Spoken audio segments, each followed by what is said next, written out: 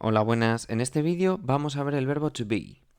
Es muy importante en inglés, así que tenemos que aprenderlo bien. Vamos a ello.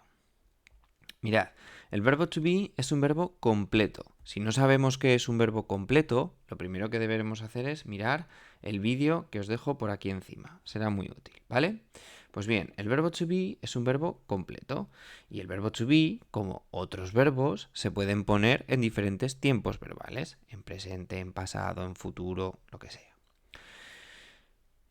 En español tenemos dos verbos que son muy importantes, el verbo ser y el verbo estar. Pero es que en inglés esos dos verbos, el ser y el estar en español, se dicen solo con uno, el verbo to be.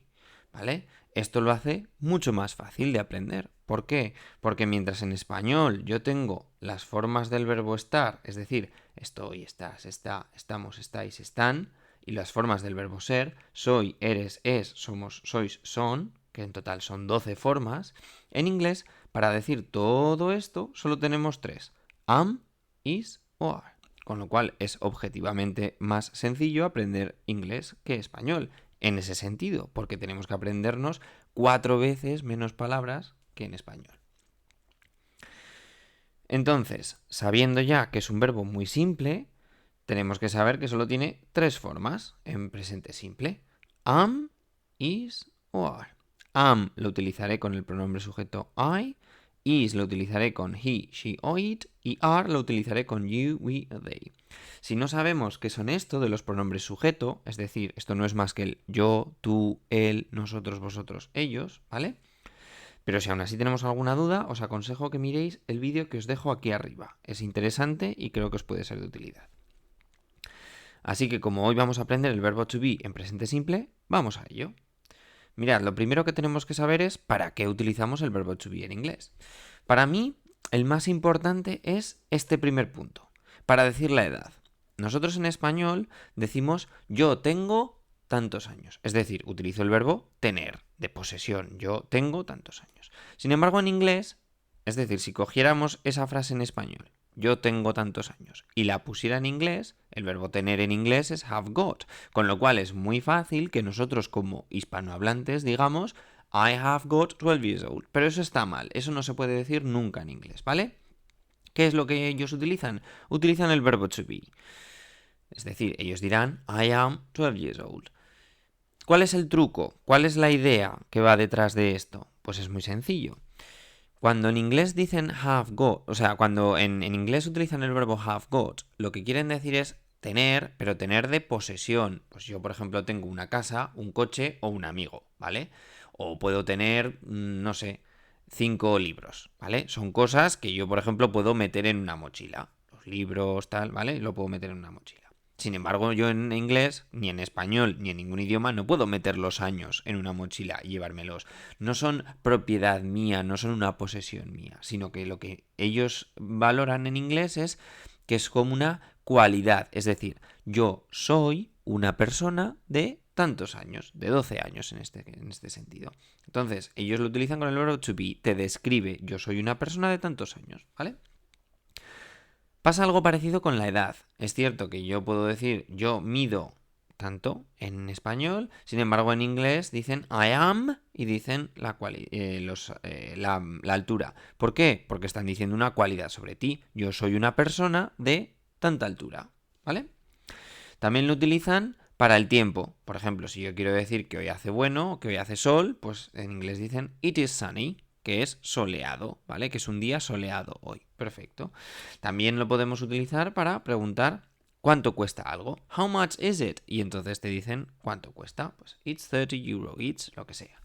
Y también se utiliza, pero esto es igual en español, con lo cual no deberíamos preocuparnos, para hablar de sentimientos, emociones, localizaciones. Es decir, yo puedo decir I am tired, estoy cansado.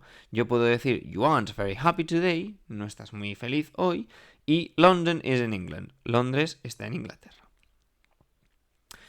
¿Cómo hago yo el present simple del verbo to be? Muy sencillo. Si yo quiero hacer una oración positiva, el orden va a ser siempre sujeto, verbo, complemento. Pues yo lo aplico. Sujeto, I, verbo, am, complementos. Very happy at school. Perfecto. ¿Qué tres formas hemos dicho que tenía el verbo to be? Am, are, is. Esto que veis aquí reducido no es más que la reducción de la palabra. En inglés se pueden acortar las palabras, ¿vale? Algunos verbos se pueden acortar. Entonces, lo que haré será pegarlo al sujeto y ya está, ¿vale? Con lo cual yo puedo decir, por ejemplo, he is a good football player, pero también puedo decir he's, acortado, a good football player, da igual. Estos son unos ejemplos que veremos repetidos tanto en la positiva como en la negativa como en la pregunta, y podéis leerlos tranquilamente, podéis parar el vídeo y verlo, pero sí quiero que nos detengamos en una cosa solo.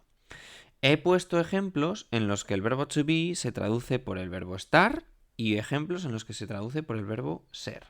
Ejemplo. The book is blue. It is on the table. Pues el libro es azul. Este es este is.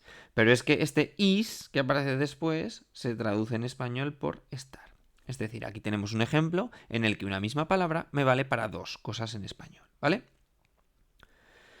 En la negativa, muy fácil. Como hemos aprendido, los verbos completos no necesitan ayuda. Con lo cual, ¿qué hacemos? Le ponemos simplemente un not después y ya tenemos la negativa, ¿vale?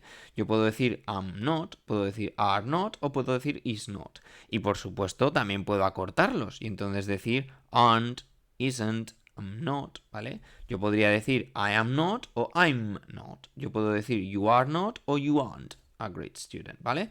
Da igual, son los mismos ejemplos que hemos visto antes y como veis no afecta el que esté acortado o no, simplemente decimos que no y es en negativo.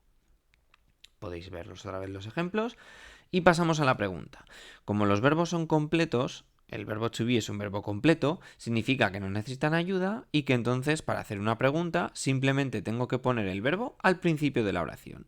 ¿Por qué? Porque si yo lo dejo en el orden anterior, es decir, si yo digo sujeto, verbo, complementos, estoy afirmando. Pero ¿cómo hago yo una pregunta? Muy fácil. Paso el verbo al principio y ya estoy preguntando. Mirad. En vez de I am happy, yo digo am I happy. En vez de you are a great student, puedo decir are you a great student y ya estoy preguntando, ¿vale? Como no tienen signo de interrogación al principio, pues esa es su manera de indicarnos que es una pregunta. Cambian el orden y ya sabemos que es una pregunta. Como veis, son los mismos ejemplos que hemos visto en la positiva y la negativa, así que los podéis leer tranquilamente. Conclusión. El verbo to be es un verbo completo y como otros verbos se puede poner en diferentes tiempos verbales. Hoy hemos aprendido que el verbo to be es el verbo ser y estar en español, con lo cual en una palabra en inglés, en un verbo en inglés, cogemos dos verbos en español, con lo cual es más fácil. Y de hecho es tan fácil que solo tiene tres formas que me tengo que aprender. Am, is o are. Sabiéndome con cuál va cada uno, es sencillo. Eso es todo, chicos. Este ha sido el vídeo, espero que os haya sido útil y nada, suscribíos si queréis al canal y nos vamos viendo en los siguientes vídeos. ¡Hasta luego!